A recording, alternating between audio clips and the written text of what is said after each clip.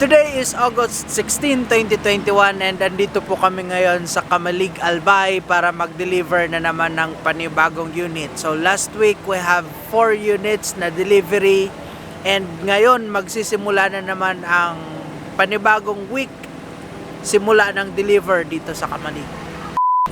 Kasama ko ngayon, of course, si Sir Ryan. Siyang nagdala nitong for deliver na Mitsubishi Mirage. And sinubukan talaga nila yung takbo na 140 kilometers. Talagang suabe. And naghabulan pa kami. And si RD na walang iba kundi siya na naman ang nakabenta nitong sasakyan na to. Pangilang benta mo na to, RD, ngayong week? Pang-apat na nabenta ngayong week. And of course, ako to. Wala nang iba. And siyempre, pakita ka naman.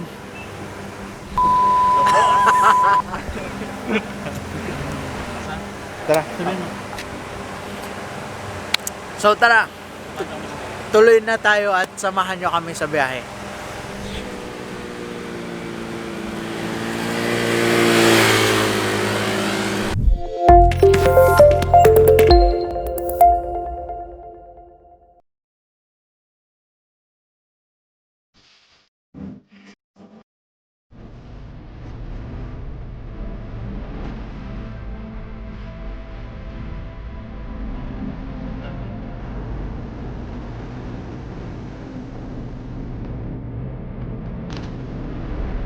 At itong bagong Mirage na dating sa Bicol Auto Search na 2016 hatchback GLX. Ang ganda rin niya gamitin, ang suabe, ang smooth.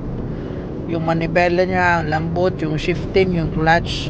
Talagang napaka-comfortable pa rin siya i-drive. And 51,000 lang yung mileage niya.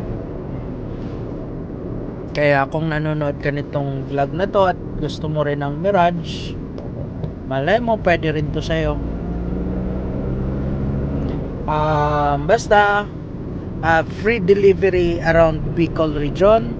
Kung lalabas naman ang Bicol, pwede natin pag-usapan kung paano makakarating sa inyo yung sasakyan.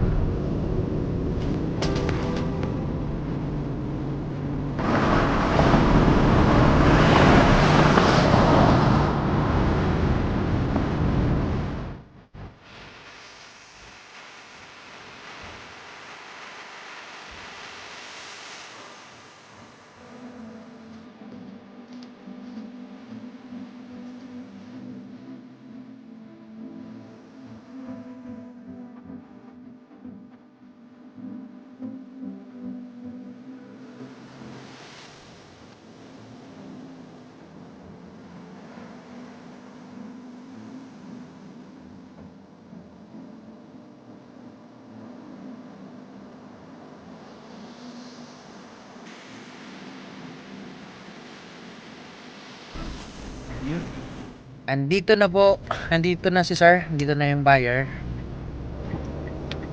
Yan po si Sir, yan po yung nag-apply nito sa financing.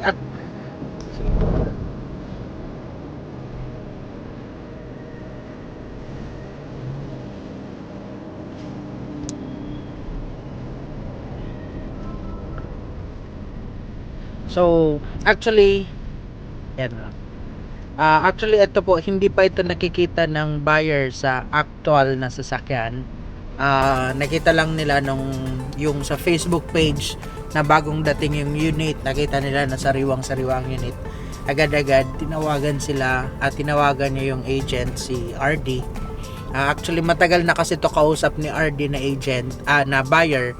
So, nung may dumating na unit, siya mismo yung tumawag na i-apply niya na agad sa financing. So, nag-offer din naman ang agent na kung gusto niya muna makita ang sasakyan bago i-apply. Pero, hindi na niya tiningnan ng unit. Okay na daw sa kanya. So, ibig sabihin talagang nagtiwala po talaga si buyer dito sa sasakyan. And, guaranteed naman. Binibigay naman namin yung garantiya sa buyer na talagang quality yung unit. Kasi, in-assess talaga namin ito mabuti na sasakyan. So, very good ang condition. Kumbaga ito yung tinatawag namin na unit na class A na unit na talagang wala kang masasabi sa sasakyan. So nung in-apply niya, nagpasa lang siya ng requirements online, nag-send siya sa email, and nag-process kami ng application niya. And kasabay ng requirements niya, binayaran niya na rin agad yung reservation ng sasakyan para at least hindi na namin may offer sa iba habang on process yung loan niya. So, ganun yung proseso namin sa financing. Kapag i-apply yung sasakyan, dapat mayroong reservation fee para yun yung garantiya na hindi na namin i-alok o ibibenta sa iba yung sasakyan. So, naka-hold na yun para dun sa nag-apply. Then actually ito hindi pa talaga dapat ito marirelease kasi hindi pa siya napapatransfer. Yung pangalan sa ORCR hindi pa nakatransfer dito sa bagong owner. Kasi dapat i-release natin to kapag transferred na yung ORCR sa new owner kasi dun lang din kami mababayaran ng South Asia Link Finance Corporation. Pero since naka-lockdown kasi ngayon ng NCR, medyo matatagalan talaga yung transfer of ownership, matatagalan talaga yung reply ng confirmation. Nag-decide kami na i-release na namin yung unit and hihiramin na lang namin ulit siya kapag dumating na yung confirmation sa LTO. So, okay naman yun sa buyer na arrangement na ipapahiram na lang ulit niya yung sasakyan ng isang araw kapag ready for transfer na. So mabait naman kausap yung buyer.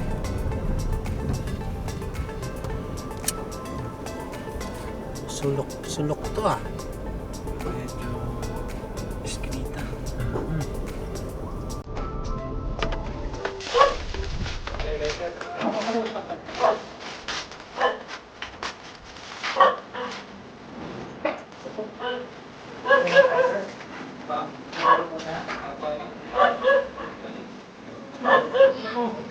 Ako na rin yun.